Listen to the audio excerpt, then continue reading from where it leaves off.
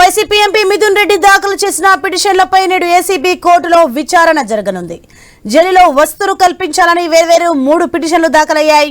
Parliament సమావేశాలు వీక్షించేందుకు TV, ఇంటి భోజనంతో పాటు 6 ములాఖతులకు అనుమతి ఇవ్వాలని పిటిషన్ దాఖలు చేశారు.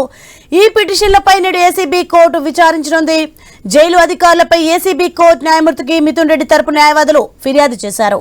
నేడు ఏసీబీ కోర్టు ఎదుట రాజమండ్రి సెంట్రల్ జైలు డీఎస్పీ స్థాయి అధికారి హాజరు కానున్నారు.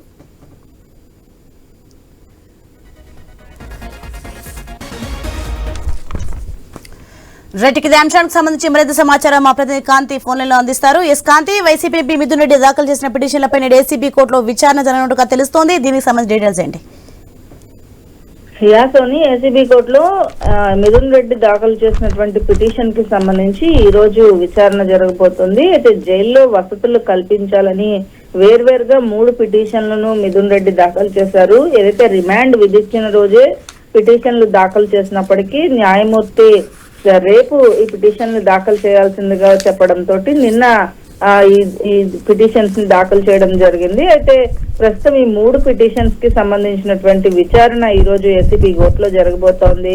ఆయనకు ఇంటి నుంచి భోజనంతో పాటు ఆయన ఆల్రెడీ ఎంపీగా ఉన్నారు కాబట్టి ఎక్కువ ములాఖాట్లు 6 ములాఖాట్లకు అనుమతి ఇవ్వాలని కూడా పిటిషన్ దాఖలు చేశారు. దీంతో పాటు టీవీ చూసేందుకు వీలుగా ఇవ్వాలి, అలాగే ఐరన్ మంచం ఒకటి ఆయనకి ప్రొవైడ్ చేయాలి అంటూ కూడా ఏసీబీ కోర్టులో వారు ఏదైతే పిటిషన్ వేశారో ఆ పిటిషన్ కి సంబంధించినటువంటి విచారణ ఈ రోజు జరుగుతుంది. ప్రస్తుతం ఇదే కేసులో ఆయన జైల్లో ఉన్న మిథున్ రెడ్డి న్యాయమూర్తికి ఫిర్యాదు చేశారు ఏదైతే జైలు అధికారుల పైన. ఎందుకంటే ఈ రోజు దానికి తనకున్నటువంటి సౌకర్యాలు ఏవి కూడా అక్కడ కల్పించడం లేదు అంటూ నిన్న న్యాయవాదులు అక్కడ కోర్టులో పిటిషన్ వేయడం తోటి ఈ రోజు ఏసీబీ కోర్టు ఎదుట హాజరు కావాలని చెప్పి రాజమండ్రి సెంట్రల్ జైలు డీఎస్పీ స్థాయి అధికారిని ఆదేశాలు ఇవ్వడం జరిగింది. ఈ నేపథ్యంలో ఈ రోజు డీఎస్పీ స్థాయి అధికారి కూడా కోర్టులో హాజరవుతారు. ఈ నేపథ్యంలో ఆయనకు ఫెసిలిటీస్ కల్పించడంతో పాటుగా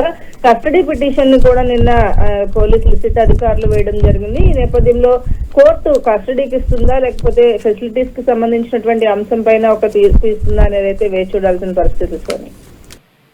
thanks for the information Kanthi.